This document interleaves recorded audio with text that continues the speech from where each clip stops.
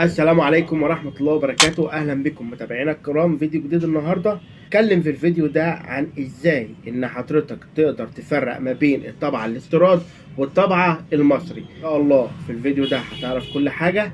تابعني بعد الانترو.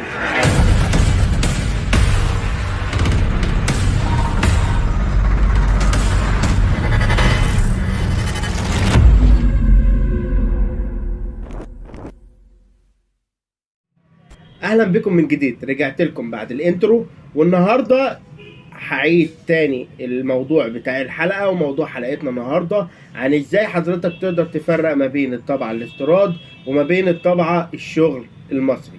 يعني ايه الفرق ما بين الطبعه الاستيراد والطبعه الشغل المصري؟ اول حاجه، الطبعه الشغل المصري احنا في السوق بنسميها الطبعه اللي اشتغلت داخل مصر، يعني كانت في بنك داخل مصر او كانت في شركه داخل مصر. ده بنسميه شغل مصري. اما شغل الاستيراد او شغل وارد الخارج اللي هي بنسميه الشغل الاستيراد الخارج. ازاي بقى اقدر افرق ما بين الاتنين؟ اول حاجه الشكل العام. الشكل العام بتاع الطبعه الاستيراد مختلف تماما عن الشكل العام بتاع الطبعه المصري. في اول حاجه الطبعه المصري بيكون عليها يعني زي ما بنقول البودي من بره بيبقى في نسبه اصفرار، يعني مش اللون الطبيعي بتاع الطبعه. تاني حاجه الطبعه من بره بيبقى شكلها متهالك، حتى مهما ان انت تقعد تنظف فيها وتمسح فيها ملهاش حل غير ان انت تغير لها البودي اللي بره، علشان كده نقدر نقول ان هي استيراد. طيب هل ده بيدل ان هي استيراد؟ لا، ما احنا برضو بنرجع ندور على بكر سحب مساعد. الهيكل العام من جوه للطبعه، ببص على الطبعه من جوه وبشوف شكل الطبعه من جوه. هل الطبعه شكلها جديد، شكلها ما اتهنتش، شكلها ما اشتغلش كتير؟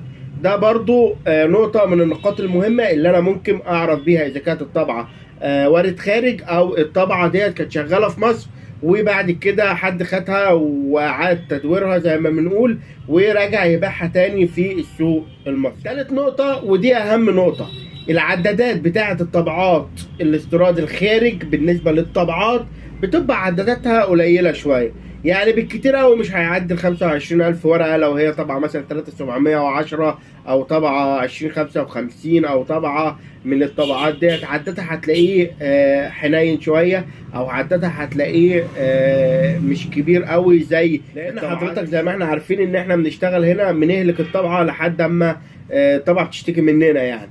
فبالتالي دي نقطة مهمة جدا ان انا ممكن افرق ما بينها وما بين الشغل الاستيراد الخارجي. طيب هل الشغل المصري ده يعني شو معنى كده ان الشغل المصري ده شغل وحش؟ لا خالص، في بالفعل شغل مصري بيكون حلو جدا. بتبقى مثلا بنك او مثلا جامعة كبيرة فبيشتروا طبعات جديدة وبعد ما فترة من الزمن بيبدأ ان هو يغير الطبعات. لا، في بعض الشغل المصري بيبقى شغل نظيف جدا وبيبقى شغل حلو خالص ما فيهوش اي مشكلة. طيب اعرفه ازاي بقى؟ زي ما قلنا بقى في النقطة ديت، خلاص انا عرفت ان ده شغل مصري وده بيرجع لضمير التاجر. يعني التاجر بيقول اذا كان يا جماعة ده شغل مصري ولا ده شغل استيراد خارجي، ونازل من على الحاوية على حضرتك على طول، او من الحاوية للمهندس لحضرتك على طول، على حسب انت حضرتك بتشتري من تاجر من يد اولى ولا بتشتري من مهندس.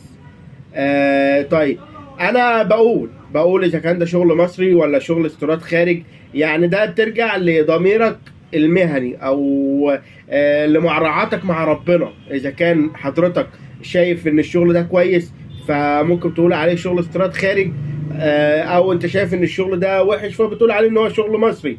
ومش معنى ان هو وحش ان هو مش هيشتغل، لا هيشتغل. يعني مثلا عند حضرتك الطبعات الاتش بي، الطبعات الاتش بي بتغير لها جراب سخان وبتغير لها سيراميكا، بتغير كل حاجه في الطبعه.